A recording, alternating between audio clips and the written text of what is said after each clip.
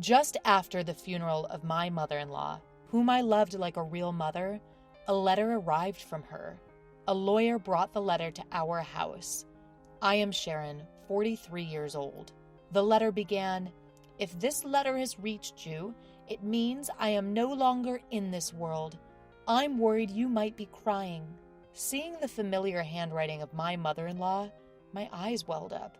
My father-in-law passed away at a young age, long before my husband and I got married, and there seemed to be no close relatives in his family, with almost zero family interaction.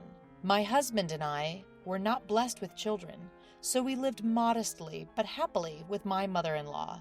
My mother-in-law and I got along so well that my husband would say, "You two are like a real mother and daughter, and I'm like the son-in-law." Last year, my husband passed away from cancer, and it was just my mother-in-law and me. Then, she suddenly became a victim of a traffic accident. There were many mysterious points about the accident, and for some reason, my mother-in-law was found collapsed on a road in a city where she should have had no connection, and she was hit by a passing car. The police are investigating both the incident and the accident, but her supposed bag hasn't been found. I was asked various circumstances by the police, but I didn't know much, and I couldn't respond properly due to the shock. I can't sort out my feelings about my sudden parting with my mother-in-law. In my husband's case, we had a year of medical treatment, and my mother-in-law was there, so we could remember him to our heart's content. We promised to overcome our grief together and continue living in harmony. While there were things to do like the funeral and administrative procedures, my mind was distracted. But once everything was over, I suddenly became lonely. My own parents had already passed away due to cancer. I have a brother, but he lives in the countryside far away with his family. Even if I wanted to talk to my old friends from my student days, it's difficult because they are all in the midst of raising children. Then, a man claiming to be a lawyer called me. Judging from his voice, he was probably in his 70s, around the same age as my mother-in-law. He apologized for being late to notice my mother-in-law's death and said that there was something he wanted to give me as soon as possible. Is it a letter from my mother-in-law? I had never heard that my mother-in-law had been in contact with a lawyer, and I didn't understand the meaning of receiving a letter from a deceased person. I thought it might be a scam, but I decided to meet the lawyer in case the letter was really from my mother-in-law. The letter continued, "I know you're surprised by this sudden letter from me, but please listen. There is danger approaching you. Believe my words and run away immediately." Reading up to here, I asked the lawyer sitting in front of me, "Excuse me, do you know the content of this letter? Was my mother-in-law targeted by someone?" Indeed, the handwriting was my mother-in-law's. It was characterized by her unique quirks, and I recognized it instantly, but I couldn't make sense of the content. The turn of events is so dramatic it can only be likened to a poorly crafted prank. My mother-in-law passed away in a car accident, but the driver has already been apprehended.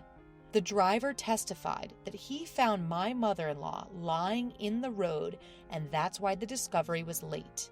My mother-in-law had signs of being hit, suggesting she might have lost consciousness from it, I was told. If this letter is true, my mother-in-law must have had a suspicion of who had attacked her. Did she know she would get tangled in this incident? If so, why didn't she run away? I felt the tears welling up again. The lawyer, composed as ever, said, "I haven't read the contents, but I believe I could guess what it's about." Somewhat irritated by his roundabout way of speaking, I ventured to ask, "So, what did you hear from my mother-in-law?" "Well, I was the one who represented Oliver at that time and have been asked to help you," he responded. "Who's Oliver?" According to the lawyer, my husband apparently has a brother 6 years older than him. I had never heard a word about this from either my mother-in-law or my husband, nor had I ever seen any photos. The lawyer started pulling out files that looked like documents from a bag by the side of the table. "Sharon, "Do you know that half of the serious crimes in our country happen within families?" he said, a hint of irony in his voice. "Tragically, the place where we should feel safe and the most content, the family home, is where these heartbreaking incidents of a family member taking another family member's life occur." And with that, he showed me an old photo featuring 4 people: a young man and woman who looked like parents, a boy, and a baby. The young woman looked familiar. It was my mother-in-law. I thought the young man was a stranger at first, but he resembled my husband. The boy also bore a resemblance to the young man, undeniably appearing as father and son. It looked like it could have been taken during a trip to the beach. They were posing in front of a large ship at the port, all with happy smiles on their faces. "The boy with the float, that's Oliver," the lawyer told me. Upon being told, I stared at the boy, my husband's brother, who I knew nothing of. The photo looked so happy, and I couldn't help but feel a pain in my chest, wondering what could have possibly happened. Does being a lawyer mean Oliver caused some incident? Was he the one who assaulted my mother-in-law this time? It must have been like more than 17 or 18 years ago, considering my husband and I were dating 15 years prior to our marriage. Otherwise, it would be strange for me to have known nothing about this. Yes, Oliver became a recluse from the summer of his first year in junior high due to bullying, and 7 years later he caused an incident, he explained. It seems Oliver, in despair about his future after becoming a recluse, attempted to commit family suicide. Late at night, on the day of the incident, he went into his parents' room with a knife and ended up struggling with his father, who woke up due to the noise. Even while severely injured, his father was able to subdue Oliver, and the incident ended in an attempted crime. However, upon hearing his mother scream during the struggle between his father and Oliver, my husband, who was 14 at the time, called the police. Police cars and ambulances rushed to the scene, causing a brief stir in the usually quiet residential area. At the time, societal issues such as hermits and NEETs were becoming common, and the media would sensationally report on stories like "a reclusive boy planning a murder-suicide with his family." I remember hearing news like this, but I had no idea if it was referring to the husband's family or not. After all, similar stories were often reported in the media. However, it was different for those involved. The husband's family, unable to withstand the rumors, ended up moving house several times, almost like fleeing in the night. Whether it was due to the severe injuries at the time or the subsequent stress, the father-in-law passed away a few years later. The mother-in-law and the husband changed their names back to the mother-in-law's maiden name, and it was said that they were finally able to lead a normal life in their current place. Both the perpetrator and the victim are family, so there's no outlet for emotions in family incidents. You can't fully hate or detest. Any person would be confused if suddenly put in such a complicated situation. Living under the public eye, rumors, and bashing is very hard. I hope you can empathize with the feelings of the deceased who couldn't talk to you, Sharon, the man summarized. I was at a loss for words due to the harshness of it all. I had never considered what happened to the family after such an incident, but as long as they are alive, life goes on. The in-laws must have seen the boy, Oliver, as their adorable child. The photo of Oliver that I was shown had a smile that greatly resembled my husband's, but the button that was mistakenly buttoned couldn't be fixed, and he ended up facing the worst tragedy. Later, Oliver was sentenced to actual imprisonment and was said to have served time. When the lawyer started explaining at length, "I represented Oliver, remember? The same punishment applies even for an attempt, life imprisonment, or at least 5 to 20 years in prison." I interrupted him by asking, "A minimum of 5 years? Are you saying Oliver could be out already?"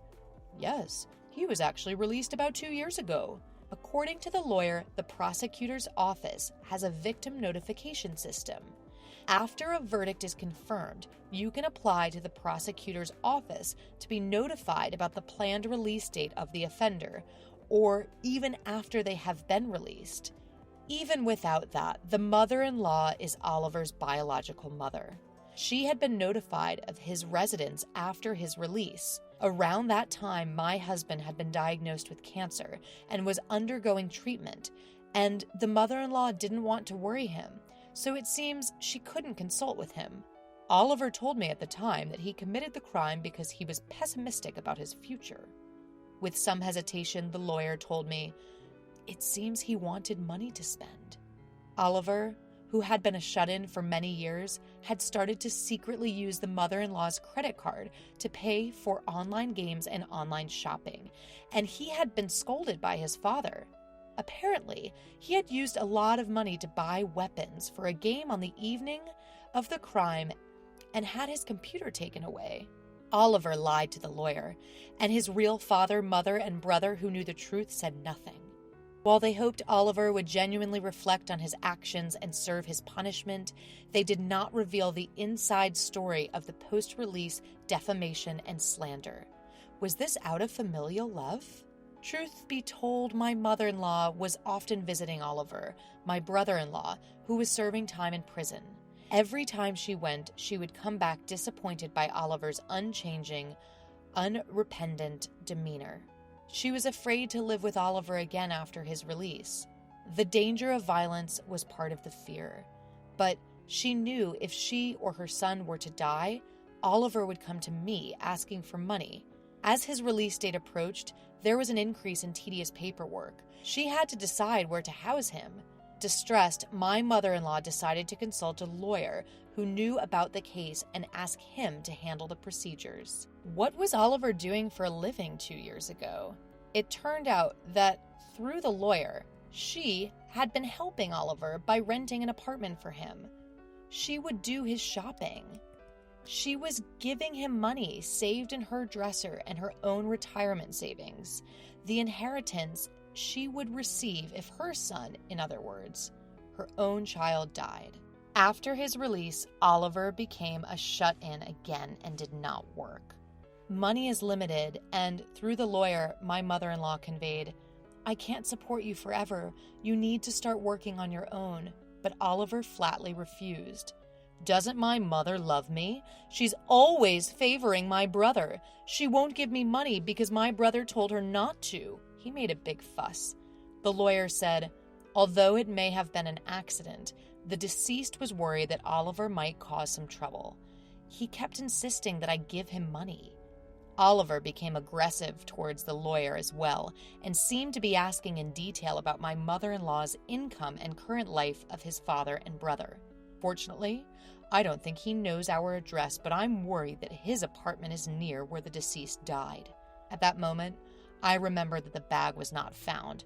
Then the doorbell rang. The only expected visitor was the lawyer. Excuse me for a moment. I excused myself and headed to the entrance. I had a bad feeling.